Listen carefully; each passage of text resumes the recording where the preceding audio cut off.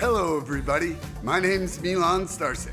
Welcome to Freedom Rising, a podcast dedicated to empowering individuals on the journey to personal growth, lasting serenity, and freedom from addiction. Tune in and join the movement. Your journey to freedom starts here. We neither represent, promote, or demote any 12-step program or organization. We are merely souls on the path of recovery with the desire to expand our lives and experiences and share them with you. Hello, everybody. Welcome to the 53rd Recovery Freedom Rising podcast. I'm Milan Starcic with co-host Shannon B. Today's topic is step 5. Would you please read this for us, Shannon, and tell us what it means to you? Sure. We admitted to God, to ourselves, and to another human being the exact nature of our wrongs. So to me, that means that a solitary self-appraisal has never been enough, right? First and foremost, I have to admit everything that's happened, my resentments, my fears, my harms done to myself, to God. God already knows, right? But I got to get right with God. I got to get right with myself. And then I have to share that with someone else who I trust. And in my case has been a sponsor, right? Because I'm just not capable of seeing my part. I can only see so far, right? What people have done to me, but I can't quite always see where my part is, or most of the time. So this way, it's like really a house cleaning of unsellable goods. Wow, I like that. Yeah, and for myself, uh, writing my part down and doing my entire step 4, it was really revealing to me. But at that point, they were still my dirty little secrets. Mhm. And it wasn't until I actually had to say them in front of another person and, you know, thinking that, uh, thinking that I was the evilest of the evil or the worst of the worst and hitting parts and then like, yeah, yeah, like, like me too, or whatever, like whatever it was. I think that there's something about this step that helped me pull. It was one of the things that kind of pulled me out of my terminal uniqueness. Like I was going to die of terminal uniqueness because there was nobody who knew what being straight from my circumstances was going to feel like. But it was also, in this step work that there was nobody as bad as me. Like I was just so prideful at that Mhm. point. And, you know, um, I've done 2 step 5s myself. And, you know, reading through this today and getting my notes ready for this podcast made me realize that I'm going to go home and do another step 4. I'm like, I feel like there's just another layer in the onion that needs some peeling right now, but both of my rounds really revealed so much to me. And I'm not going to get too far into that now because I feel like the questions are about to bring that out. So, I'm just going to throw into a question here. Can I stop Certain, for one sec? I just yes. wanted to Oh, share yeah. this tidbit. Um, so it is said in our literature, right, that step 5 is essential to the fundamental change of personality required to overcome alcohol or drug addiction. So if I need that personality change in order to overcome this addiction, it happens in step 5, right? Like in a simple form, it's confessional of our personal wrongdoings and the beginnings of spiritual housekeeping. And what's great about inventory is you can write it at any stage in your recovery too, right? It's not one step 5 and we're done. Like you just said, you're going to go home, you're going to write some inventory today. It just helps us to keep accountable, right? And to not be, tied down by that baggage that no longer serves us. Well, and like, I first of all, I would say that I've learned that I know the relief that this step work gives you, in whatever things that are still sitting there. Like, I feel like part of my problem is twofold, is that until I get myself to a certain level of awareness, I can't see what's deeper. But also, I really have a fundamental memory problem where there's just shit I don't remember. And then all of a sudden I remember it. And when that memory comes in, I can feel that tightness of an unsettled defect or shortcoming. And it's still occupying part of my freedom, really. Can't spend the time that we've spent living in oblivion, right? And expect to Yeah. recall everything. God gives us what we can handle at a time. You know what I mean? And more is going to be revealed. We know that it's not a one and done process. So good for you for saying, hey, you know what? I realize that there's some things I haven't sorted through and I Mhm. need to now. Yeah, it's been really fun. I've been swimming on a daily basis while I'm here because we have this beautiful heated pool in the complex, and I'm the only one up at that time, so I do laps every morning. But I've been using it as a reflection and prayer time. And it's been really, really revealing to me that the thoughts that come through after, like I might pray for a bit and then get distracted, like my little squirrel brain goes. But some of the things that come to me when I'm in a point of distraction post prayer is has been some really fact finding uh just dissection of things. Okie dokie. I'm going to come in with the first question here. Certain distressing or humiliating memories we tell ourselves ought not be shared with anyone. Our dirty little secrets. These will remain our secret. Not a soul must ever know. We hope they'll go to the grave with us. Was it hard for you to let go of feelings like this during your first step five? And did that change in subsequent step fives? I shared last week on our podcast that there were things that, you know, really made me feel sick to my stomach. And my counselor at the time in treatment, whom I did my first step five with, said, you're not the only woman to have ever done things like this. You're not the only woman to have ever gone through this kind of stuff, right? So that was very leveling of my pride right there. And I realized too that unless I was going to bring to light these things that I was carrying shame around, they would always continue to be there, like giving it power, right? You can't suppress something, you can for only so long, right? And if I want to be free of every restraint or anything that's going to lead me back to drinking again, then I have to be honest about that stuff. Also, things that I've done or things that I may have experienced as a result of my drinking is not who I am as a woman. Their actions and circumstances that were caused based on my alcoholism, right? I've put myself in situations I wouldn't have put myself in had I been sober. I've done and said things because I was intoxicated that I wouldn't do sober because it doesn't align with my character, right? So not that I'm giving myself a hall pass by any means, but it's not going to define me, right? It was a moment in time. It's not the rest of my life. And if I want to be free from going back to drinking again, I'm willing to look at anything, even if it's heavy, right? And you pick somebody that you can work with who also is can relate to you and who shows compassion, right? We're here to help each other. We're not here to condemn each other. And we tend to beat ourselves up so much, right? And then it switches and we're the victim. And that cycle is right back to drinking and using.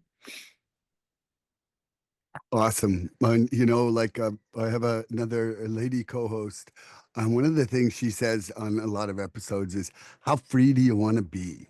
And I love that statement because it really, you know, um, freedom is a spectrum, just like happiness is. And the deeper we dig, the digger we deep, no, the deeper we dig, will define the level of freedom and the work that we, undertake to do.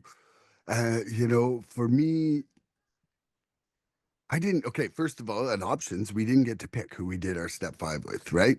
Um, but fortunately, they paired me with the support worker that I trusted the most for myself at the time, which was Adam, and it was a really great experience. Like I feel like him and I kind of lived some parallelness in our musical debauchery and everything like that, and it was a good fit. And I didn't feel judged. I didn't feel felt a lot of relief. I felt a lot of relief from it. But, I think I went as deep as I could at the time with the memories that I had and the feelings that I had.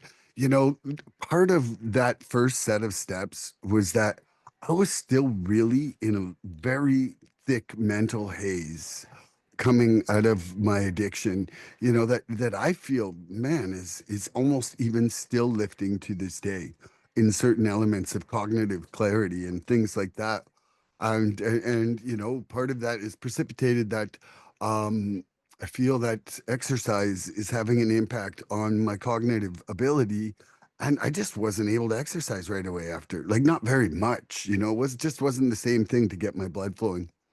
And then, you know, on my second step five, I feel that I could have dug deeper now in retrospect when I'm looking back at it.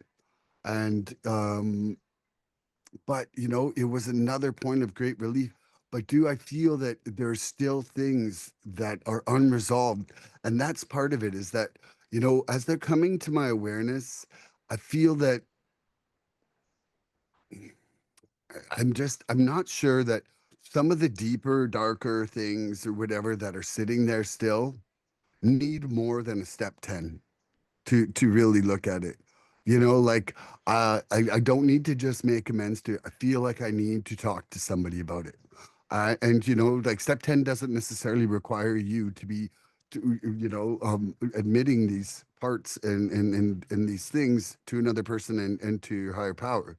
And so I'm feeling drawn that I need to go one level deeper and just get a little more free because I want to be free. I want to be like this free, like can't even see my hands free, you know, like so wide of freedom.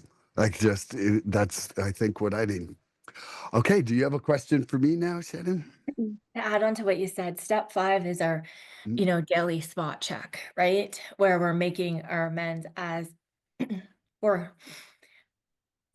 taking accountability for our wrongdoings in that moment or in that day, right? But our 5 is a reflect and 4 and 5 is a reflection of our past, and good for you for digging deeper and having things revealed, and more will come up, right? And that's the beauty of this thing. We can go back to it anytime we need. Yeah, I do have a question. I think you just said step five at the beginning. For those other people out there, I think you meant step 10 I sure at the did. I beginning. sure did mean Okay. step 10. Thanks for Okay. correcting Okay. that. I didn't Okay. even Yep. realize. It's Oh okay. yeah, I do have a question for you.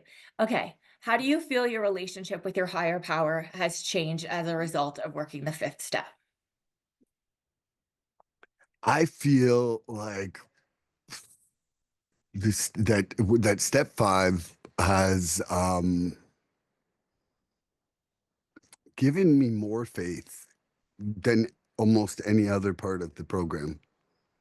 You know, the pink cloud that I experienced afterwards felt to me like nothing but miraculous, you know? And I just don't feel like it was just from me writing stuff on paper and saying the words out loud. There was more involved with it. And the relief, like, you know, my first but for everybody out there, you know, I've said it before, but I'm just going to repeat it. But, you know, my first step five, I had my first guilt-free day in 51 years of my life.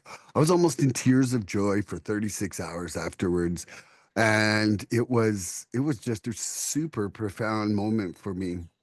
And then my second step five really pointed me in the direction of my life's quest, you know, like my my ultimate problem is a lack of acceptance. And, you know, fortunately, my current sponsor, you know, he's a big proponent on acceptance and very good at dissecting things to show when it is a lack of acceptance. So his guidance through my step five really helped me see what direction I needed to point my program in. And for myself, it was super duper like necessary. Step 5 definitely strengthened my relationship with my higher power. Well, first and foremost, I needed a solid one going into it, right? I am looking at things that are painful, that I have regret around, right? Anger, variety of emotions, hurt.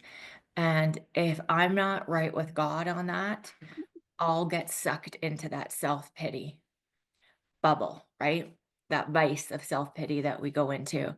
So I already go in with a great relationship with my higher power, but this one brought me so much closer to God in the sense that I knew that I would need to ask God for forgiveness, even though He's already forgiven me, right? And also for the self-love piece, right? To be able to forgive myself and also to set out and course correct, right?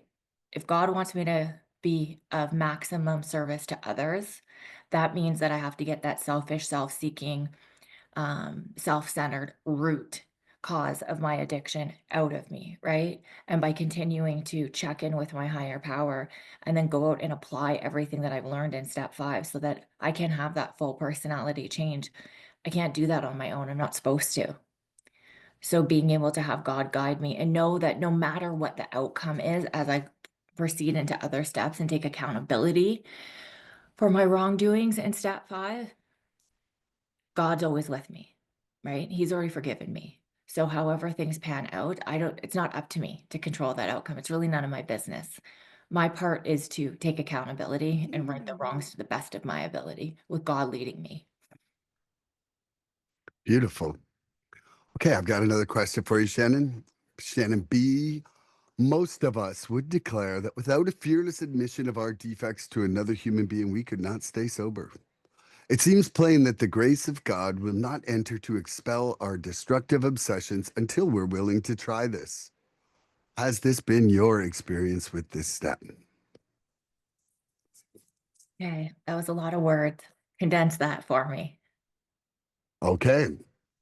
Did it take your confession to another person? Was that the point where, it allowed the grace of God to enter to help expel your destructive obsessions?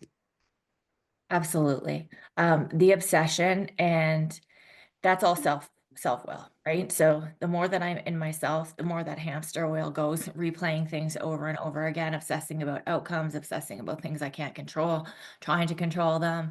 The list goes on, right? It's exhausting. It's spiritually exhausting, it's physically and mentally, and it does nothing but hinder how I should be showing up in the world. Being able to look at those defects, understand that I'm human, practice the opposite of those, ask God for grace in this process, and then go out and change my behaviors moving forward is crucial. If I take a look at everything that I'm asked to write down in step 4 with my sponsor in step 5, and then I don't reflect on that or I don't make any actual changes, I'm going right back to where I was. I don't want to be a dry drunk. And for those of you listening that don't know what that means, it's somebody that doesn't have a working program. The only difference is the alcohol isn't there. All of the alcoholisms still are. That to me is being in a bondage of self. I want to be free from that. And I get free with the guidance of my higher power and also making the changes that I need to do. Right? A lot of these defects we've had have been, you know, there to help us survive. They've been survival skills, protection, right? They're patterns we've learned. I'm trying to break patterns here. I don't want to go back to living the way that I was because that wasn't working. So it's time to do something new. I had really no prior experience with the program before going to options. Um, I was just so scared and desperate. I was willing to do whatever the heck they told me to do. I was not I was not aware of what was going to happen and when I was doing it. It wasn't like they're like, here are the steps. This one will make you feel like this, and this one you're going to have a sudden revelation. Like it wasn't, it's just like parenthood or life. Like there's no real manual, like the steps are kind of close to an instructions as I've ever seen with life, but it doesn't necessarily unfold for everybody in the same way, regardless of if the instructions are the same for everybody, because everybody has a different level of application, interpretation, the amount that they work, like, and what their willingness level is, what their open-mindedness level is. And so, for myself, um, I don't know, you know, I don't know if I would still be sober without having this admission, but I do know that making this admission has been part of keeping me sober. It is one of the single greatest releases of life's t- uh, what I would call tension history for myself.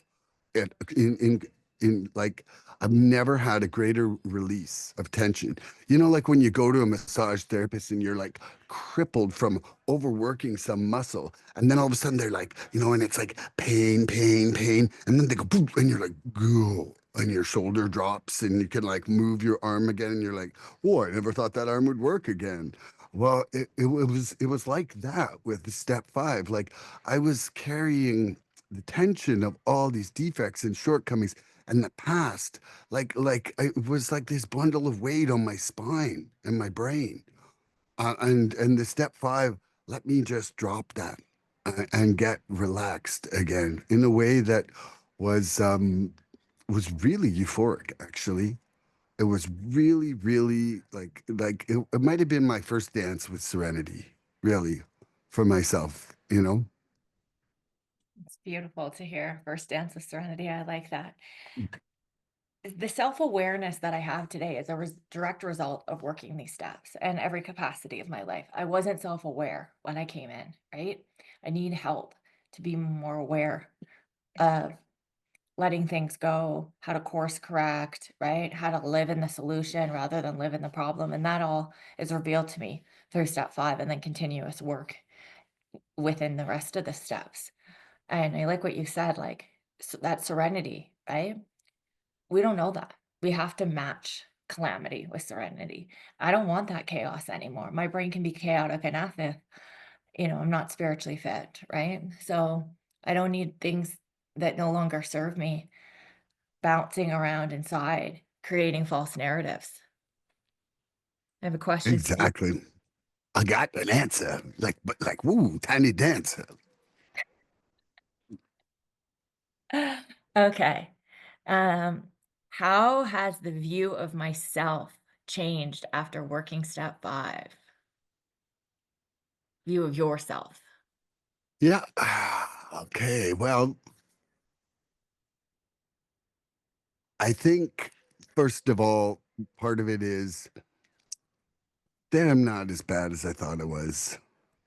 Like that was definitely part of the takeaway the first time with it. And that that somehow in the eyes of somebody else that I'm an acceptable human being, which really is something that I maybe wasn't considering that I was anymore by that point, at least not in the eyes of all the people that I hurt, and it's it's kind of like pointed me like I feel like it's a bit of like a signpost where doing the step five really kind of showed me the direction that my program needs to go. So I feel like it's given me a purpose and a path in my life towards acceptance. Yeah. What I about like, yourself, Shannon B? well, it's helped me take a bird's eye view of things I've been hanging on to, right? Working that step as well as outside help, which I'm not going to get into because this podcast is focused on step five today. Realizing the amount of hurt, pain, grief I'd been carrying, not wanting to look at, right? Insecurity I'd felt, a lot of fear, lack of self-worth. All of that was brought to light for me. And I have to take ownership and, where my part is and not really acknowledging that within myself and realizing that everything that I need is going to come from within because that's where my higher power is, right? It's not from external things.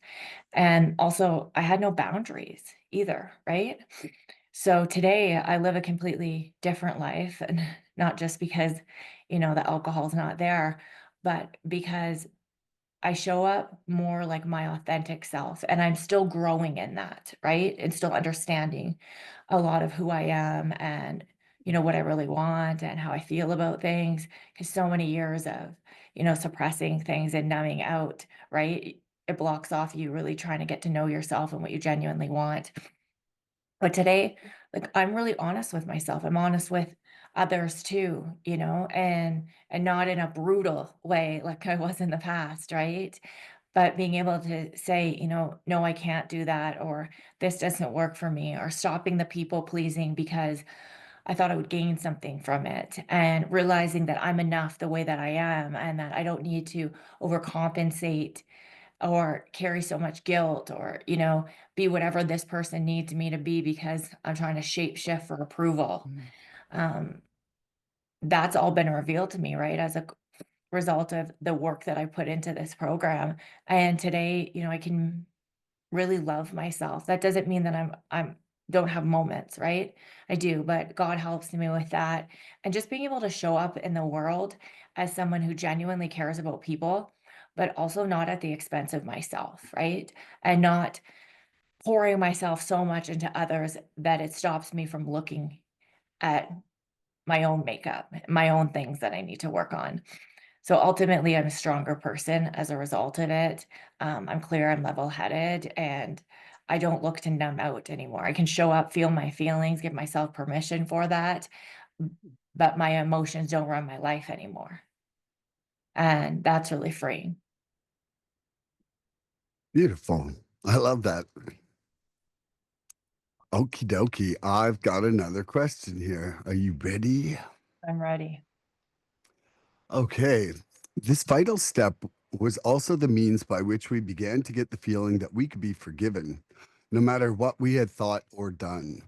Did this step give you hope for change in your life? If so, how? And if not, how not? Okay. So, I knew that I was worthy of being forgiven. We all are, right? I have that fundamental belief. The difference is I was being forgiven in the past for things I continued to keep doing.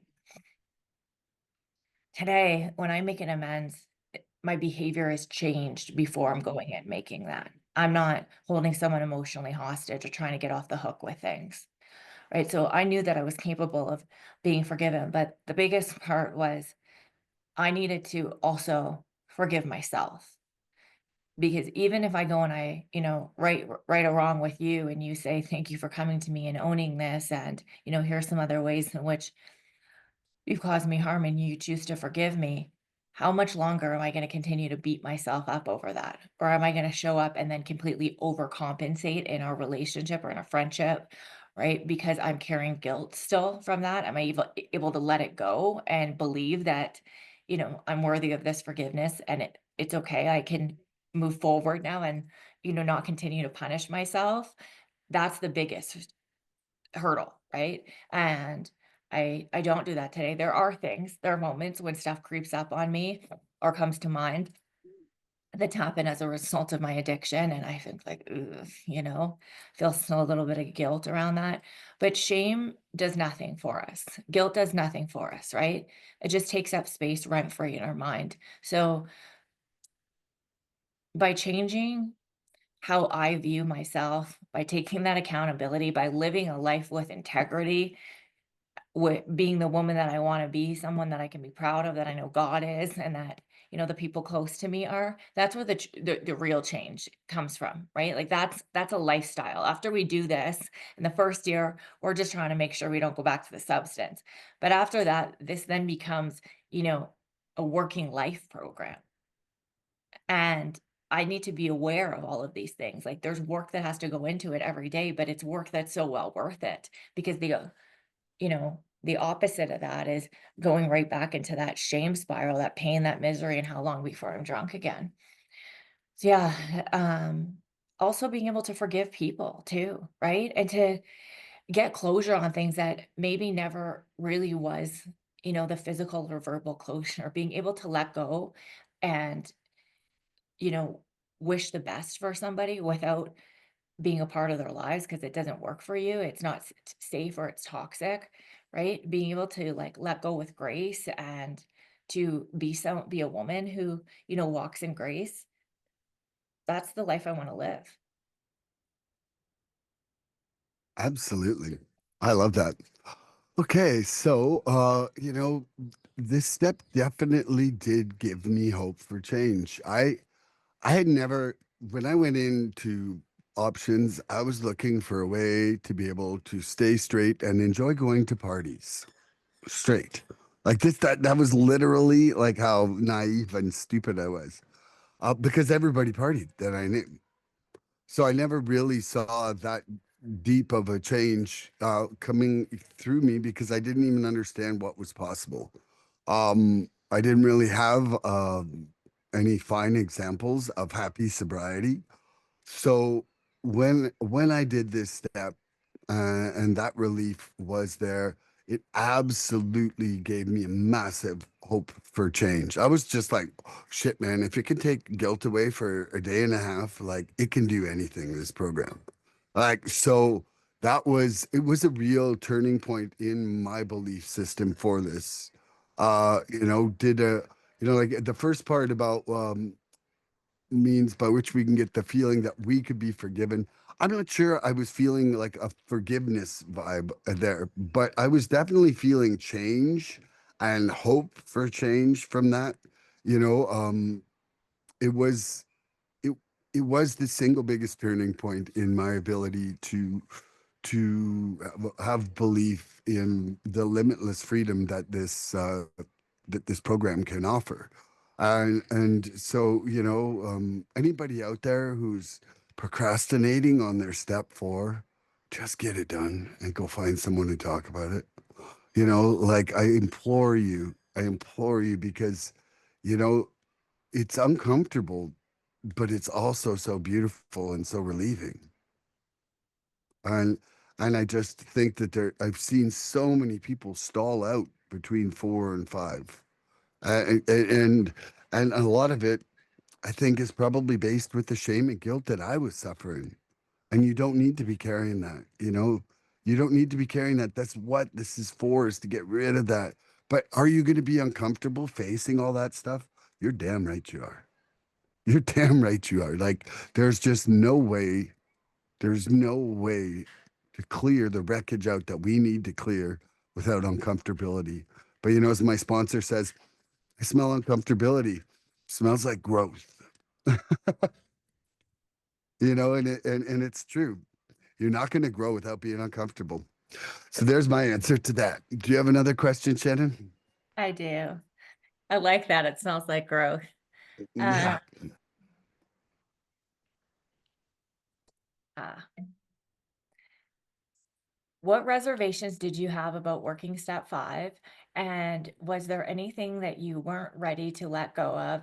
If so, did you call on your higher power for strength to help face those things?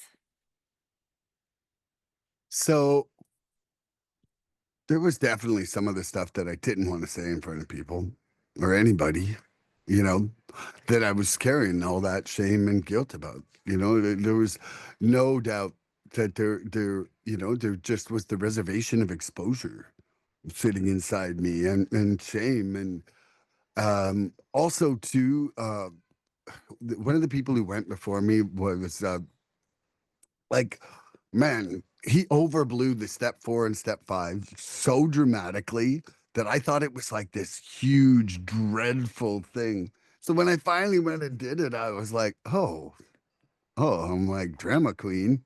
Like, I felt, like I felt like he was like green. He was green after he did it. And I was like, oh my God, what is happening here? And uh and so I was a little bit afraid of it. I was trepidatious, like it was going to be this like condemning thing versus freedom thing. Okay, my only conceptions of what was coming up was based on the people who just did it before me, and Mm. like that did not look fun. So, but on my second round, you know, um, I feel like I maybe thought that I had let go of some stuff that I feel like I'm sure I haven't now. So I just didn't include them. And so, that for myself, I feel like I had the reservation of ego. Like I had the reservation that I'm past that. I don't need to Mm. write about that and I don't need to talk about that. And it's evidently not the case to me now. So, if you think you might have a problem with something, just write it down and say it. That's my point. That's my recommendation right now to anybody out there. I like that. It's Mm. true though, right? As soon as you think that you need to leave something out, that's the first thing you need to write down because it's gonna come back. Mhm. I had Exactly. heard, throughout the years in the rooms, if we leave something out, that'll eventually be something we drink over, and I was like, Mm. "I don't know about that sometimes," but it's true, like, they say that resentment is the number one offender, and I can see that, right? As well as, not doing the work and lack of a spiritual connection. But resentment, like, it just festers, festers, festers, right? And we're replaying something, wanting a different outcome. Then it becomes an obsession. Then it becomes, all daunting and gross feelings inside. And what happens when we get uncomfortable, right? Without a working program, that comfortability can only last so long, and for me, when I was drinking, it wasn't very long at all, right? The guilt, shame, anything that came up around that, remorse, I couldn't sit in that for very long. I needed to drink again to get it out of my head, and I can't have that today whatsoever. I, I just don't like sitting in a shortcoming and a defect. Like it fucking No, bugs me, especially when I can like verbally identify it. And I'm like, okay, dude, like you're literally ruining your day with your own lack of acceptance. Like knowing what it is and not being able to get rid of it is torture. Like for real, for me anyway, on a daily basis. So I feel that, there's just some things that I still need to go in and do some digging and some work on, you know? for you for saying, "Hey, I know that there's needs to be more done here," right? Rather than push it off. Yeah, I don't want anything lingering that doesn't serve me living in the solution Hmm. I want to. If it's not growing, helping me grow, then it's hindering me, right? And toxic thoughts, obsession, resentment, no time for it. Same with fear, right? I need to practice the opposite of that and live in faith. And then I'm not riddled with Hmm. fears. I don't want to avoid people either Yeah. because I don't want to take a look at things or because, oh, that's going to be an uncomfortable conversation to have. Like, let's just walk through the fire. Mm. I don't know. Some people I want to avoid because they're toxic, but like, No, I meant people that I'm avoiding yeah, because I yeah, don't want to take accountability, or there's an amends that needs to be yeah, made, or they may yeah. hold me accountable for something I'm just Hmm. not interested in taking a look at. Hmm. Having the boundaries that we need to avoid toxic people for our well-being, that's a necessity, right? But I don't want to walk around tiptoeing, being like, oh, I don't want to run into that Yeah. person because I know I really No, harm them. exactly. I agree with that person. But there's toxic people that I'm just like, no, I don't. It's We not don't my have to prove circus. anything anymore, and we It's don't not need to my be part of circus. that. It's not my monkey. I'm not going to be a martyr for your insanity, and that's all there is to it. You know? No, I'm not gonna be a breeding ground either, right? Or Yeah, yeah. a safe space for you to strip me of my beautiful recovery. Not a chance. Nothing's worth that. No, You gotta go, exactly. you gotta go. Out of here. Um, I just got distracted with our dialogue here, and is it my turn to ask a question, or is it your Yes, I turn? believe it's yours. My It was turn. me that Okay. So no lasted. defect can be corrected unless we clearly see what it is. But we shall have to do more than see. The admission to another of our defects is a different experience. Can you describe how this experience was for you doing this step? Mhm. A different experience. Well, out of my 5 comes my defects, right? Which we'll get into on our next podcast, so I won't overshare too much on that. But it was eye-opening, that's for sure. Wow, didn't realize how I was living, kind of wondering how I was even living with all this stuff that was going on. When I take a look at my part and stuff and the same defects that keep seem to be popping up, right? There's a lot of different ones too, but there's always the top 5, right? That seem to be our go-tos.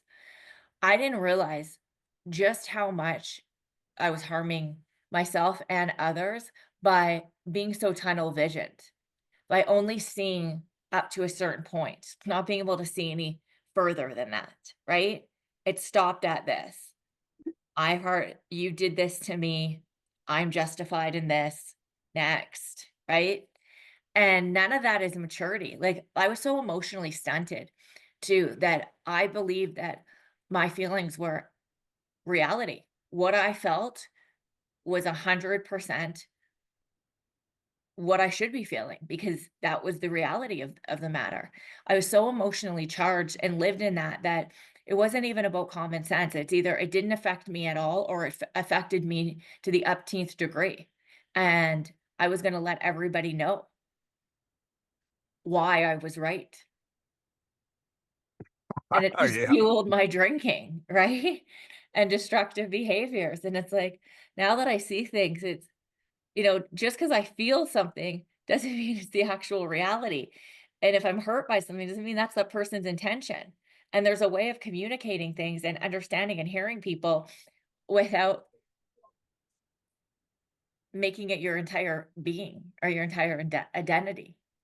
And I was so quick to cut people off sometimes, but then I would leave people that were the most toxic chance after chance after chance. And it really was because I was getting something out of it, and I couldn't see that. But I did, as a result to my 5, I could see what was serving me in a way that was very unhealthy. Nicely put.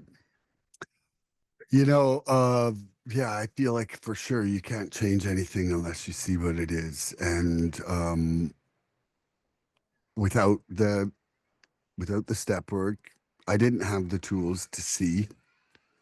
And, and I remember going through and it was like, oh man, there's gonna be that lineup over there with all those apologies. Ooh, big long lineup. We best get turnstiles and like, maybe a bouncer here just because it's gonna be crazy how many of them got to line up. And then all of a sudden, it's like my part. And I remember it was like kind of like this. Here's Milan here waiting for his apologies, and it was like junk, junk, junk, and it just kept shrinking. I just kind of like kept like ego deflating, pop, pop, the balloons pop, like, and it was like, whoa. And, I was actually, felt pretty fucking low about myself, right? Going Mhm. into my step 5. And, there was something about that moment of sharing that brought back the, mate, I'm not so bad. I'm No. not so bad. I'm not the worst. I'm not the worst, and I'm not the meanest, and I'm not the dirtiest, and I'm not the baddest. And uh, there was some kind of reassurance that happened and for whatever reason, it was like a huge weight was lifted off me. And that weight, it was probably like this massive bag full of shame and guilt. And finally, that bag was taken off of my shoulder and put somewhere else. And it only happened by talking with someone else about it. So, yeah, I would say for me, that experience was just weightlifting and brought me back a little bit of some self-worth. Like those feelings of shame and guilt, I realized filtered all my perceptions of other people and my reactions to them as well. And it really was keeping me really thinking horrible things of other people at the same time. Because Mhm. I had such a low feeling of self-worth at that point that there's just no way I saw you as being worth very much either. I would put people kind of on pedestals, but it was a real temporary pedestal. I put you on a pedestal so I could tear you down easier. You know, like it Mhm. really feels like that in retrospect. And yeah. So I would say that that was my answer to that question. Thank you for being so honest and vulnerable in that. right? And you always share things that make me reflect too. So I appreciate hearing you. Let's talk about fears, the fear inventory, and step 5. What was your experience with that? And were you surprised by the amount of fear you'd actually been carrying or living in? Yes. Like I because was, thought I could overachiever on my step work. Um, I pretty much had every single fear on every fear list in the universe as part of my fears, and like really, like I could mutate any situation on my step work into being one of my fears. And what it boiled down to was really a fear of me being accepted. A fear of lack of acceptance was, like in retrospect, it all was run by that. And it stemming from a massive case of no self-acceptance. And so the fears, like, oh my gosh, it's funny because I feel that I step through the fire of fear quite often in life. But sometimes that stepping through the fire of fear is me trying not to show my fear. Like, if I look at it on a slightly deeper level, it's like actually my bravery is hiding my fear Mm. because I don't want you to see me looking weak. Yeah, I think I think that's all I got on that one. I shared some similar feelings around that too. I thought that living in fear was a sign of weakness. Having fears, right, was a sign of weakness. I thought I was completely fearless, like I shared last week. But when I really got down to brass tacks is and started looking at it, I was running on so much fear. I just didn't want to look at it. Right. And the confidence I had and the strength a lot of times was all falsified and fueled by alcohol, anyways. And then when that was taken away, I was so scared deep down inside, right? There was hurt and pain in there. And, some of the fears were based on, circumstances, deep rooted, things that had come up. But really, I was also so fearful of what my life would look like sober because as soon as I was old enough really to make the decision for myself to drink, whether it was legal age or not, right? That's what I decided to do. And it was a security blanket for me. So trying to think about living without that was terrifying. I didn't think I'd ever have fun, never thought I'd fit in, didn't think I'd have many friends. I was like, I'm way too young. I know I thought I thought that at 17. I also thought that again in my early 30s. And it was like, come on, girl, you had a good run? Um, but yeah, I just couldn't imagine. But when you get to that jumping off point, like I did, where you can't continue the way you're going and you can't imagine a life without, that's when the real fear kicks in because I didn't have any tools, right? And designed for living, like alcohol was my answer to everything. It was how I numbed, it was how I coped, it was how I celebrated.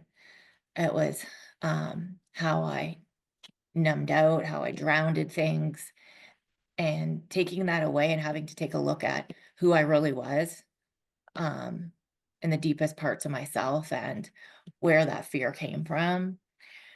And once I put it down on paper, it was like opening the floodgates, right? And then I got to look at what the opposite of those fears were and trusting that, you know, if I showed up, living in the opposite of that, right? I was, say, fearful of being alone, and then I started to spend more time with myself and value my own companionship. The faith came from God that I would be okay no matter who left in my life. And yeah, it was a really, really cool experience. And, I don't feel that way today. That's for sure. I'll have moments, right?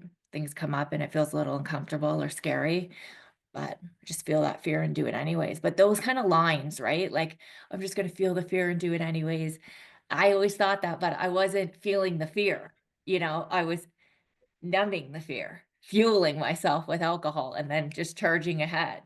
So you live like that for so long, and you just don't even give yourself the ability to process emotions in a clear head. So, yeah, it was A- really cool to take a look at that stuff. Well, and also it's kind of like,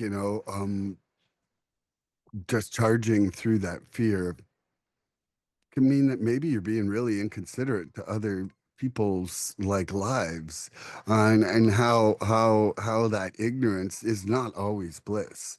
Like it's bliss for you, but it sure can be hell for the people around you who may be the ones bearing the consequences of you jumping through that fire. And that's one You of the think? things. Yeah. Well, I I mean, think back to my some of my friends that, you know, are normal drinkers or, um, don't get off the didn't party like I did, that's for sure. And how their nights must have changed so much when I tipped that point, right? Because who knows mhm. how things are gonna end up, and then their night suddenly taken over by trying to look out for me, or, the fear that I know that I caused my family as a result of my, careless, self-centered ways, really. Never thought it was affecting anyone, and, like, don't try to control me and all this. It's just so asinine when I think about it, and just so self-centered. I'm so glad I don't have to live that way today either. And the friend that I was, I thought I was such a great friend, but when somebody's going through a hard time, using it as an excuse to get blind drunk, either with them or more so than them, that's not showing up for somebody. It's really just showing up for yourself and using their pain as um to co-sign Addiction co-sign enabling. your addiction, right? My addiction. Absolutely. Are you ready for another question? 10-4. Only by discussing ourselves, holding nothing back, or holding back nothing, only by being willing to take advice and accept direction could we set foot on the road to straight thinking, solid honesty, and genuine humility. Do you feel somewhere inside you're holding back on anything? And do you feel ready to dive deeper? Mm. As things come up, absolutely, right? I've done several step fives and more than one since treatment, and each time I am, that I'm writing inventory, I'm taking a deeper look at myself because things will come up and I'll start to I can identify patterns, right, in myself and defects that maybe I still come up, like, God removes them in his time, but I need to be aware of them and, also be doing the exact opposite. So when that stuff comes up, like, it's kinda like a trigger to me. I know, "Oh, shoot, I shouldn't be thinking this way. Gotta do some writing." So that's really a helpful tool. I don't that's the thing, is I don't live a life where I wanna be mediocre. I wanna just get by, right? I wanna be the best that I can be. So taking a look at everything, getting honest, getting real about that, pen to paper, going and being living a life where I'm teachable and I can accept criticism and feedback and utilize it so that I can, make valiant change in my life. That's what this is all about, right? And my sponsor's not sitting there lecturing me or condoning me, but she's helping me to be aware, right? Like that's her job, is to be there because she's been down those roads too. And then I did the same thing with my sponsees. I'm not telling them what to do because we know how well that works, but I will point out, hey, the way things are going right now, you're really putting your recovery at risk. Have you thought of looking at it like this? Or it's time to, write some inventory together and take a look at your part and what's holding you back in these things. Because it's a work in progress. Like it has to be that way. For me, not doing that and risking going back to drinking just isn't an option. So whatever uncomfortability I have to go through now to safeguard myself from that, bring it on. I actually enjoy, Nice. I don't want to think of myself as blameless or without having fault. Like I have plenty of them. I like to grow. I like to be challenged. I like to get to know myself better. I like to, have better relationships. Um, be somebody who I'm proud of, right? Walk more along the way God wants me to live. Like that's important to me. These are non-negotiables because drinking Nice. isn't an option for me anymore. Well said. Nice. And I living a life definitely, miserable either isn't, right? Like being dry and being negative. No, thanks. yeah, the dry drunk thing is exhausting. It's fucking exhausting. And what is the point pretending to be in a program that can give you relief instead of just doing the work and actually getting the relief in life?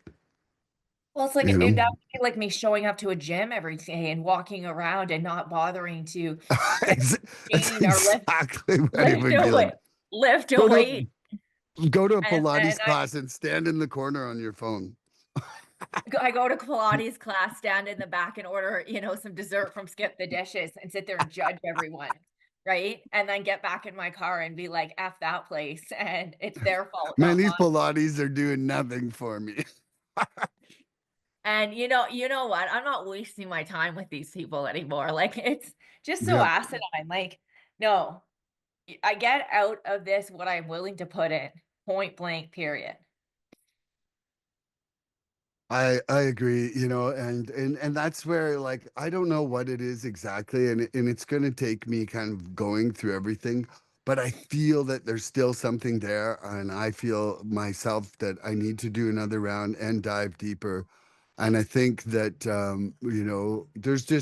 there's some questions I have that I want to talk to my sponsor about before I fully get into it, because I just feel for some reason inside me that he's going to help point me in the right direction of where I need to go right now. It's just I've had he's really great philosopher, and yeah, I really I enjoy had a that. sponsor in the past with me, write inventory with me. I'll do it with sponsees now too if Mhm. they're Yep, stuck, rather than say, yep, hey, take a week or whatever and jot all this down and then come to me and we'll go through five. I'm like, let's do it in the mm, moment, right? You're asking yeah, me, let's get it down on paper and let's mm. four and five immediately so that nobody's sitting in anything. We Also, did that about something that I was struggling with just before I left. Like it was literally him and I did that together, I right love at it. January 1st. Yeah. I love it because it helps me too, right? The other thing is sometimes we can get that feeling, like, it sounds like that's what you're going through, where it's like a gnawing at you. You know there's something under the surface here, Mhm. but you can't quite identify or put your finger on Yep. it. That's when I really start praying to my higher power, "Reveal it to me." And it'll come Mm, clear as day sometimes. Also, too, mhm, things things are revealed to us as they're supposed to be, right? mhm, And we've numbed a lot, like, we don't remember everything as we should, you know? So, you pray, you ask questions, fact-finding, fact-facing mission, right? It's mhm. revealed, and then you're like, "Aha." Yeah, I definitely, I've been praying while I've been swimming, so I'm gonna maybe try to direct that for some revelation for me. Yeah. Do you have another question, Shannon? Sure. When you went into your, sex conduct or harm's done, right? That portion of it can always get a little icky. When you were taking a look at relationships in your life where, you, um were the cause of jealousy, where you invoked insecurity or distrust in someone, when you were manipulative, self-seeking, right? When you had to take a look at some of that stuff and realize that these were going to be amends potentially that needed to be made, and you saw your behavior, how did that affect you? That was a big part of like of my shame and my guilt automatically. Like I know who I am. I don't think that I had such a clear perspective on how my actions were affecting others until I did this step or these two steps really. um I expected, honestly, like I felt like when I hit that part I thought that Adam was just gonna look at me in disgust and be like, "What the fuck, dude?" You know, like honestly, I remember having that fear at that moment of like, maybe I just took it too far in this circumstance, and it really was like he was hardly shocked, and I was like, oh, and I'm like, that would have been shocking to me if someone said that. I don't know, like it was it was a really it was like you know when I was talking about popping the balloons earlier, a whole bunch popped when I looked at that part because I was acting really selfishly for a long time, and that those selfish actions really didn't include the consequences of other people's feelings. It was like, how can Milan feel good now, regardless of the carnage? Because it was like my state of being or my state of elation was more important than anybody else's peace of mind. Mhm. So much of it was done without consideration of others. And, yeah, I'm not sure. I think it could take more than a lifetime to heal some of that stuff in other people, the damage that we caused, if it ever gets healed at all, you know? Because, I mean, like we might be doing the work on ourselves. There's just could be existing without step work, being hurt and stuck in it, you know? And you can dance around them with all the trust building actions in the world, but it's still not going to take away that hurt for them, which it's not our job to do. But that's where there's still maybe some shame and some guilt sitting pretty heavily. Yeah. Thanks for your What, honesty. mhm. What about you? Hmm. It's a tough pill to swallow, right? I Ah, yeah, I yeah. said I said last week, just the ego and some of it was baffling, you know? I truly had a perspective, and not even a perspective, like, this was my hardcore belief or what I told myself at least. If there were situations where I'd been involved with somebody who wouldn't have been if I had been sober and I'd caused them harm, that didn't even apply because the way I viewed it was, well, you're lucky. I wouldn't have even given you the time of day had I been sober. And I'm on this podcast to be completely honest, right? And whatever picture that paints of me, it's the reality at the time. I don't live that way now and I've made amends, but it was it was just so arrogant. And a lot of, these kind of things come from other traumas and stuff like that. Like many layers to a lot of this stuff. But, you know, like I would latch myself on to the nice guy, the guy that understands, that compassionate caretaker, the one that would pick me up hammered, bring me a bottle of booze when I needed, was so kind and enabler, all of that, until I was bored, or until that no longer served me. Then I'm tossing them aside like they don't have any feelings. And I distinctly remember one one person in particular, where I was sitting when I ended my involvement with him, pretty much what I said, and I've since made an amends and we've moved past that, and, that just shows the beautiful person that he is and his understanding of, alcoholism and everything, especially not being one himself. But I think back and I'm like, gosh, and when men would treat me like that, they were the scum of the earth, right? But I didn't take a look at what I was also doing to people. Having one on the back burner, sometimes in casual dating too. This one lets me down. No worries. I've got another option here. Like it's just so ridiculous. And a lot of it was immaturity. Parts of it was my age. But at the end of the day, it was really just my selfish, self-centered ways of being, you know? And tit for tat. Well, you did this to me first, you know? that's deserving of you, or that's what you deserve. Like, it was awful. And having to go out and make some amends, like, I had a sponsor who said to me, "How have your amends been to men?" And I said, "What amends to men?" And I had years in the program at this point, and they said, "Well, I'm sure there's been harm caused to men and relationships you've had. Have you owned any of these parts other than maybe, the closure conversation?" I was like, "Well, it's never really dawned on me that I need to," right? Like, the ones that were it was obvious, right? But even relationships that I hadn't been really willing to look at my part because I felt that what they'd done to me was so much worse.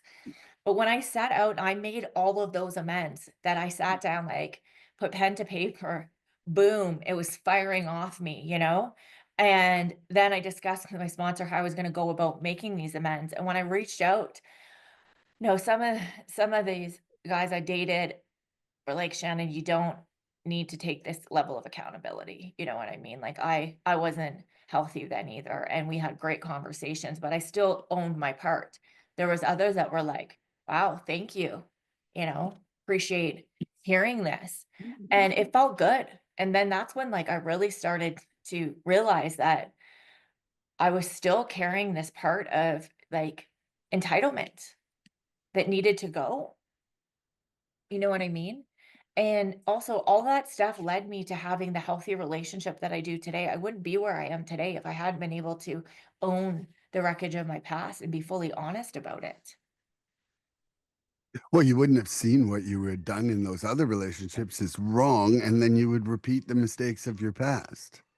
And God gives me sponsees to work with that are so similar in the patterns of me too, Um, right?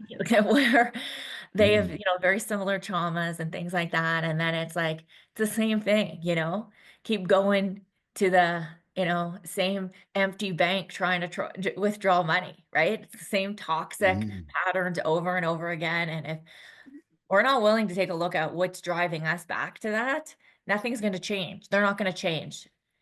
Toxic people are a dime Mhm. a dozen, but we're just as much them too if we're not willing to do the work and not willing to take accountability. So, yeah, some of the treacherous stuff I had to take a look at. I was like, okay. And the other thing too that's crazy is it's already been done. It's not like these people don't know we've harmed them. Yeah, no secret there. And we're like, "Ooh, it's gonna suck for us to have to take the accountability." What about the freaking pain and hurt we've inflicted on others? We're showing up and saying, "Hey, I know I caused you harm, Mhm. and this is how I feel I've wronged you," right? And then you're having that beautiful conversation in step 9, which isn't always beautiful, but, like, taking the accountability is the adult thing to do. If not, I'm gonna keep repeating those patterns, right? Absolutely. We all come in here not just with issues with drugs and alcohol, issues with relationships, Mhm. issues with self-esteem, all of that, toxic traits, like the list goes on. No, and nobody's different. Like when you just said, you shared in treatment with your counselor and you thought he was going to stand up and be like, "You're the worst man out there. Like get out." And he's Yeah. like, "Yeah, that's about par for the course, right?" Yeah. And that, like, the sponsors I've worked with have been like, "Yeah, been there, done that," And I'm just like, I guess I'm not as terminally unique or as worse as I thought that I was. I am Mhm. a being that made decisions in active addiction. And that's a good part of what this step for sure helps out with. I feel like, for myself. So the other questions that I had got kind of answered in our conversation. I don't have any more questions really right now that I feel would bring to any relevant or new answers out that haven't come out. How about you? Yeah, we covered a lot of this. I think it would be nice to end on we both share a little bit about to the listener who maybe hasn't gotten to the step 4, step 5 part yet Yep. and is Yep. carrying a little bit of reservation or fear around that. What are some words of wisdom that you would impart for someone who's scared about this step? Be thorough. Be thorough on your step four. Even if they tell you to write less, write more. The more you can pinpoint your part in it, honestly pinpoint your part, the more you're going to learn about yourself. And that awareness about yourself is the only thing that's going to bring about change. And don't write your step four thinking about step five. Don't change what you would put because you don't want to say it in front of someone, or like don't be a people pleaser in your step four for your step five. You know, like I I I just think um I feel like maybe I had smidgens of like I don't want to take this too far. That's what I feel like. And I feel like I need to go back and I'm actually want to review my first two and be like, well, could have went a little deeper on this or that. That's what I feel like for myself. So, go as deep as you can without crushing your own soul. And, you know, and if you crush a little bit of your soul, I smell change and growth. But, I like I say go deep and do not turn it into a 2 to 3 month event. Give yourself like a deadline. Give yourself a 2 to 3 week deadline max and just make the time. Like, how many Netflix shows are you going to watch? Match every hour you watch with work on this step in that time period. Because I have seen procrastination, which is a defect, come to play on this step more than anything. You know, don't put it off. Don't put it off. You're only robbing yourself of moments of freedom. don't postpone, don't evade, don't delay, right? And your sponsor should be giving you a timeline too. That's Mhm. reasonable to get this finished because it says in three, we immediately launched out into a course of vigorous action, right? When we're done that four, we're immediately sharing that with someone else. And I like what you had to say. This is the point where in the step work, being overly honest is of necessity. Don't write this like you're delivering some sort of dissertation in front of, fans where you need to look a certain way. I say, I didn't water down my drinks. I'm not going to water down my step four. I need to be completely honest. What I'm not willing to look at will smack me in the face later on. It's not about what this person's going to think about me. It's about inevitably what God is going to thinks of me, right? What I'm going to think of me, what is really the truth at the end of the day, not rose-colored glasses or, I don't really think that's necessary to bring up. It is. Like you said, as soon as you think you don't need to put that down on paper, that's the first thing you need to write down. The more thorough you are, the better the results are going to be, right? You want to half-ass it, you're going to get half-ass results. But when it comes to half-ass results with us as addicts, that's a ticket right back to being an addiction. And it's just not one I'm willing to buy or, a flight I'm willing to take. So I learned the hard way, not wanting to write everything down. The first one I didn't, I more was revealed as I went on. But today I know that I'm never going to experience that true freedom if I'm not willing to get truly honest, right? With myself, with God, with another human being. And like their female co-host said, how free do you want to be? Woo! How well do I want to be? Right? Ah, Like, do I want to be right or do I want to be happy? yep. And I don't want to be living in this anymore. So these are the keys to the kingdom. Tells us exactly here's what you need Yep. to do to be free of addiction. Mhm. Sign me up, right? It doesn't say phase one, a little honest. Phase two, a little more honest. Like it's not an undergrad. Like we're going right, we're going full tilt, right? I want my doctorate in freedom. Abso-freaking-lutely. You know what I mean? Getting a PhD and living in the solution. And, how healthy do I want to be? And I Absolutely. got my higher power there, right? Yep. Protecting me, guiding me. Mm, And if I'm unsure, if I got reservations, instructions tell me, pray for the willingness, right? If I go to write things down and something comes mhm, up and I'm like, oh, I just can't. Boom, God, remove this fear from me, remove this defect from me, help me to see mm. clearly. Write it down, right? Yep. Because omission is a form of lying. And we're not here to omit anything. Also, it's already happened. Like, it's not Yeah. like not owning it is gonna, you know, reverse things or change the past.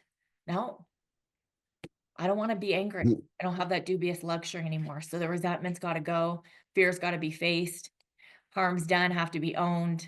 Boom, let's go. I love that. And with that, I would say tune in next time for more recovery fun, everyone. I love you. Please help us help others. If you'd like what you've seen here today, please subscribe and share this podcast and help us get to 100 followers. We're looking for interaction with our audience. So please email recoveryfreedomrising@gmail.com or contact Milan South Okanagan Starcic on Facebook with questions, topic suggestions, or just comments. We'd love to hear from you.